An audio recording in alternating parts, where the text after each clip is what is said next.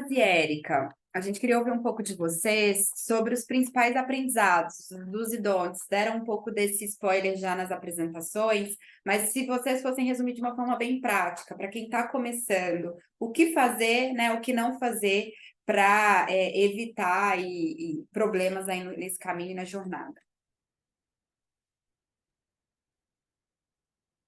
Começo essa, Érica, ou você?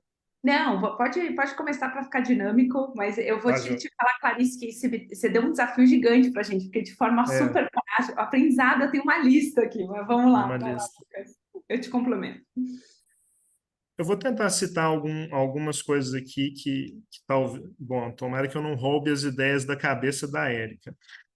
Mas, em primeiro lugar, uma tese bem desenvolvida, parece até clichê a gente falar nessa altura do campeonato, CVC para alta administração, que a tese tem que estar muito clara e alinhada. Mas Mas não eu é vou, não, Lucas. é, Mandou bem. eu vou, eu vou repetir aqui, porque, obviamente, é, quem está na audiência já deve bem entender que o grau de assédio e procura e demanda do mercado de empreendedores e empreendedoras para os corporate venture capitals são altíssimos. É Uhum. muito mais alto do que a capacidade que a gente consegue dar a devida análise e profunda análise com qualquer tecnologia de inteligência artificial aí, além hoje prevista. Mas, então, o principal crivo que deve ajudar a manter o foco e manter a bola no chão é o crivo de fit com a tese e o fit estratégico. A partir daí, se você tem um crivo muito bem alinhado com o seu comitê de investimento, pode chegar a ideia que for, pode ser uma ideia até realmente muito interessante, pode, mas que faça sentido, por exemplo, para o CVC da Érica. Não vai fazer sentido para o CVC nosso aqui da Dexco, e a gente tem que ter isso muito bem delimitado. Essa parte é muito importante. Parece simples, mas convencer um comitê de investimento, muitas vezes, que um determinado deal ou outro deal não está alinhado ao fit estratégico, pode te demandar tempo. E tempo é o recurso mais escasso, muitas vezes, para esse tipo de veículo. Então, esse é o primeiro. Em segundo lugar, eu diria que a empresa que quer construir um CVC, ela já deve ter estruturado também uma segunda válvula de entrada de relacionamentos com empreendedores, que é essa para contratação, como um Open Dexco aqui, ou outro programa de inovação aberta, porque chegam oportunidades que realmente faz sentido trazer para dentro, e se você não está preparado para isso, você começa a minar esses empreendedores em burocracia e procedimentos internos, e acaba que isso vai pegando mal, né? Pode correr o risco de pegar mal, assim, você cria uma fama de ser uma empresa lenta. Não é isso que você está querendo construir, você quer ter processos muito ágeis para dar conta de tudo. Então, esse é outro conselho grande. A gente adora ter o Open Dexco do lado do DX Ventures, cada um no seu quadrado, mas os dois funcionando aí como engrenagens de um reloginho. Uhum. A, a devida distância ela é fundamental, mas eu acho que esse a Érica pode explorar, que ela tem mais tempo de CVC que eu, então ela vai ter mais exemplos. O que eu vou dizer é o seguinte: acreditar que o relacionamento com empreendedores, você pode entrar nessa empresa e copiar muita coisa dessa scale-up que está super bem sucedida e explodindo, e trazer para dentro de casa do modo como você viu lá, e que isso vai revolucionar a sua empresa, é uma armadilha. Muitos processos eles têm que sofrer aí um certo balanceamento, você tem que trazer para a realidade do seu grupo. Geralmente nós, incumbentes, temos um grupo, obviamente, mais burocrático, mas por razões muito pertinentes. Então, tem que tomar muito cuidado com aquilo que você fala, poxa, observei isso, vamos fazer aqui que vai dar certo. Então, tem que passar por um certo filtro. Claro que não quer dizer que a gente não possa aprender continuamente, nós aprendemos todos os dias, e tornar aí o grupo mais ágil, mais eficiente, sem ter qualquer tipo de detrimento aí à segurança e estabilidade dos processos. Acho que então eu vou deixar por aqui, e a Érica pode complementar um pouquinho mais. Não, perfeito, Lucas. E acho que você falou muito bem, como eu reforcei, eu acho que a tese ela é super importante, principalmente você falou bastante sobre agilidade, que eu não trouxe no primeiro speech, mas faz muito sentido. E tendo uma tese mais redonda, isso ajuda na agilidade e traz muita eficiência para a equipe que trabalha com a gente em análise, né?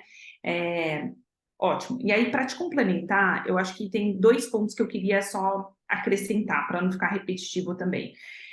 Tem a questão do engajamento da organização, e aí em diversos níveis, tá?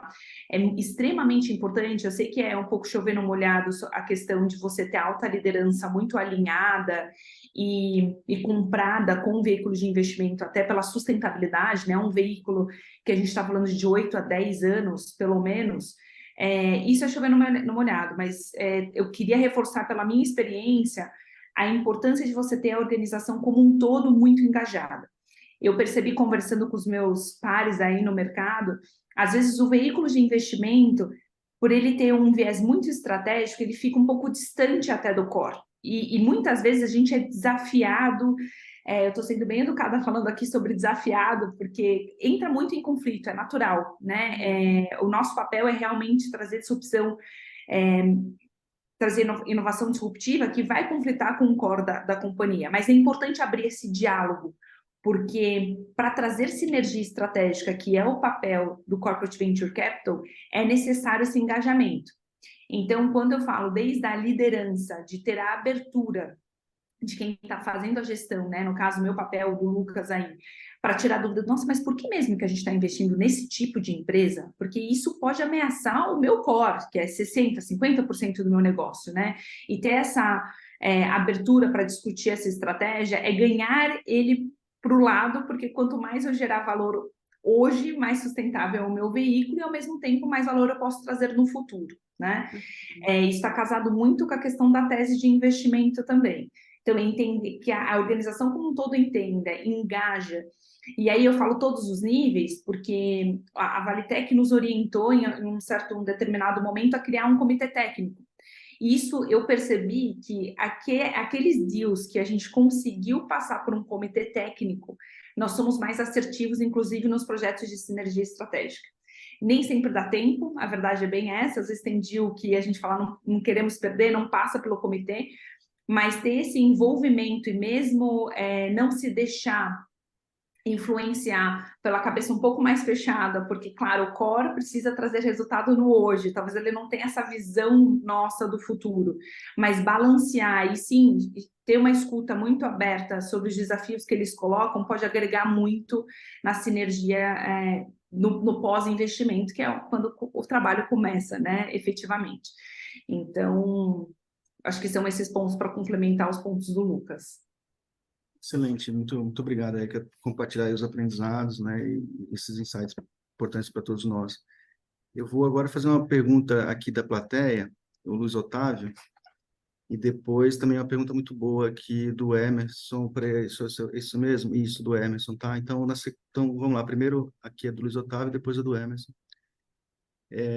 O Luiz Otávio pergunta, aí, qual o papel, como é que aí os conselheiros de administração no caso da Dexco e da Érica, se envolvem com as investidas? Como é que se dá essa questão de participação nos conselhos das investidas? Se os conselheiros da corporação participam ou não? E como é que interagem aí? Como é que existe esse tipo de interação ou não existe? Se puderem posicionar como é que é o caso de vocês. Por favor, pode ser a Érica, continuar, Érica, com a palavra. Beleza. Como que é o envolvimento aqui? Só para ver se eu entendi, então, se os nossos conselheiros se envolvem no conselho das startups, né? Peraí, deixa eu só fazer aqui, se eu traduzir corretamente a pergunta do Otávio, está aqui no chat, né? Qual o papel dos conselhos de administração dessas empresas, no caso de vocês, né, Dexco e Aerofarma, frente aos CVCs? Então, qual é o papel dos conselhos de administração frente aos CVCs e como a Valitec interagem com os CAs? Ah, tá. Então, aqui a Valitec com os conselhos de vocês, né, da Aerofarma e da Dexco. Beleza. Bom, o nosso conselho administrativo, nós somos uma empresa familiar, né? O nosso conselho, sim, a gente tem alguns touch points com eles, muito para trazer, por exemplo, estamos construindo a tese de um fundo 2, eles participam ativamente no que está dentro da nossa tese, a gente traz um pouco da visão do tamanho do cheque, as geografias que a gente quer trazer, muito porque eles estão ali literalmente para discutir o futuro da organização. E também trazer um pouco, por exemplo, de fundo 1, a gente traz, não é tão frequente, mas a evolução das nossas startups. O conselho específico administrativo da Eurofarma não influencia nos conselhos das startups, tá? Normalmente eu faço o papel junto com a Valitec da gestão e a gente senta no conselho dessas startups. O que a gente faz com o nosso conselho administrativo é mais um envolvimento bastante estratégico de como estão indo as companhias, as sinergias que a gente está trazendo para a companhia e o futuro desse nosso veículo de investimento. Bacana, Érica, até para ajudar na resposta, né, tentando complementar aqui a pergunta do Luiz Otávio, nos 2 veículos aqui da Eurofarma e da Dexco, o veículo é um veículo independente com governança específica. Então, tem os comitês de investimento, né? Então, dentro dos comitês de investimento, que aí sim estão lá os executivos chaves da corporação tomando as decisões de investir ou desinvestir e fazendo o acompanhamento mais ativo do portfólio também. Então, por exemplo, em alguns casos aqui, aí sim, aí no comitê tem lá um outro conselheiro, né, outro executivo-chave que participa do comitê de investimento, mas já desse veículo segregado, né, para dar essa velocidade de processo decisório, demanda do mercado, né, ele é segregado. Aí então o Lucas pode complementar nisso, né? Isso. Por coincidência, do conselho da Dexco tem um conselheiro, né? Tem, claro.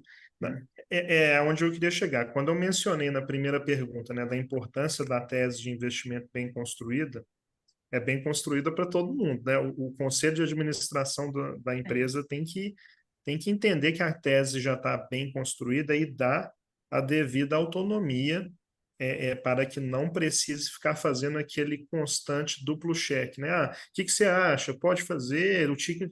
Então, a construção dessa autonomia, ela é importante. Claro que vai do apetite de cada conselho de administração, que pode ser distinto, óbvio, cada empresa está em um momento específico. No caso da Dexco, o conselho nomeou um membro do conselho, um conselheiro independente nosso, inclusive, para capitanear aí o comitê de investimentos, seguindo, óbvio, a questão da tese como uma carta magna mesmo a ser seguida, mas aí esse próprio conselheiro faz os touch points em reuniões de conselho de administração e, além disso, além de executivos, né, do nosso comitê executivo estarem no comitê de investimento também, eles estão com assentos de conselho nas investidas. Então, eles conseguem fazer touch points ainda mais pontuais também sobre o dia a dia, e isso é muito importante. É claro que existe um reporte estruturado, mas é um reporte que segue a distância ótima mesmo, e muitas vezes é quase que ad hoc, dependendo assim, se um novo deal surgir, um novo comunicado, e obviamente a gente acompanha com a frequência pré-determinada o desempenho financeiro, seja do FIP, seja também das investidas. Obrigado, Lucas. Até, Érica, no comitê de investimento da Eurofarma, tem alguém que também participa do conselho? É o Marcos? Sim, temos, que aí, no caso, é um dos acionistas da companhia. Então, a gente tem o papel do Marco, que é um ótimo exemplo que participa de ambos. Bacana, bacana. Mas, assim, respondendo também ali a pergunta, depende da política de cada corporação, tá? Você viu que aqui na Dexco os conselheiros são os executivos e eles sim participam nas investidas, não é o conselheiro da Dexco, mas alguns executivos chaves que participam. Depende muito do projeto de sinergia que a corporação tem com a startup, aí ela nomeia um executivo mais relacionado àquele projeto de sinergia, é o caso ali do DX Ventures.